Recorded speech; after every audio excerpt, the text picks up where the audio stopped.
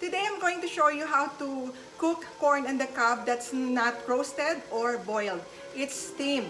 I steam it so you can retain the flavors, okay? You have to boil water in a steamer and then let it boil first before you put in the corn, okay? Let's put this in. Okay.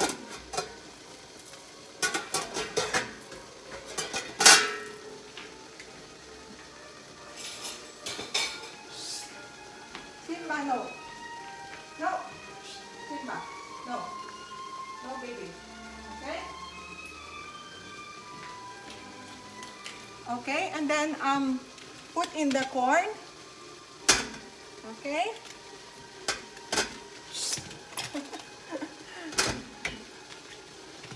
Put in the corn once the water is boiling already. Okay? Oops. Nahulog. Ayan. Okay? And then boil it.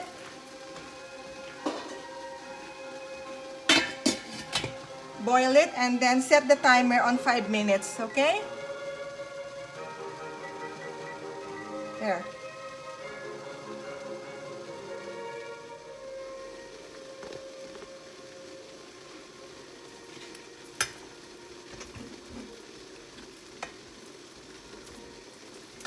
And then you can turn it.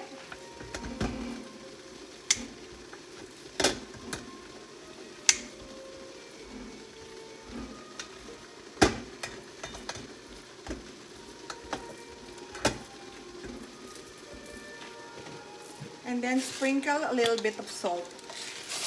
Okay.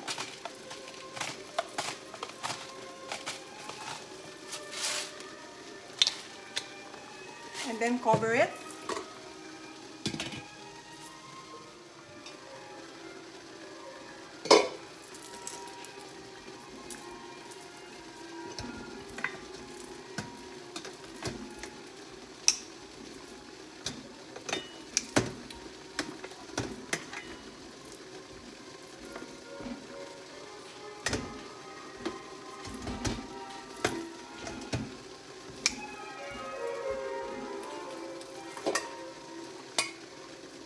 One more minute.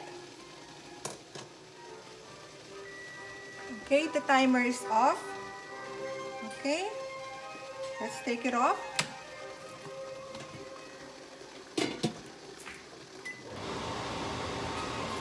Okay.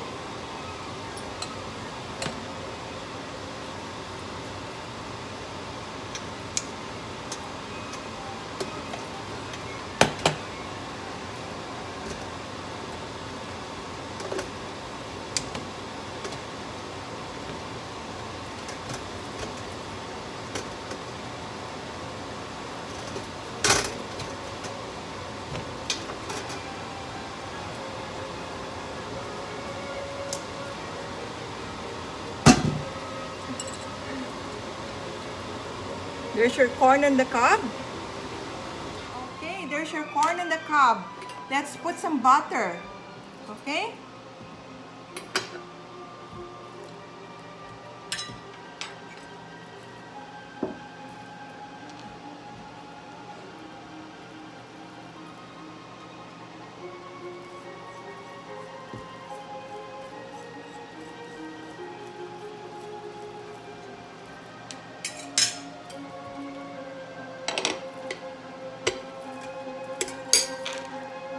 There's your corn on the cob. Thank you for watching, everyone. If you like my video, please hit like, share, and don't forget to subscribe to my channel. Thank you, everyone. Bye! Come here. You say bye-bye. Bye! Bye! You say bye-bye.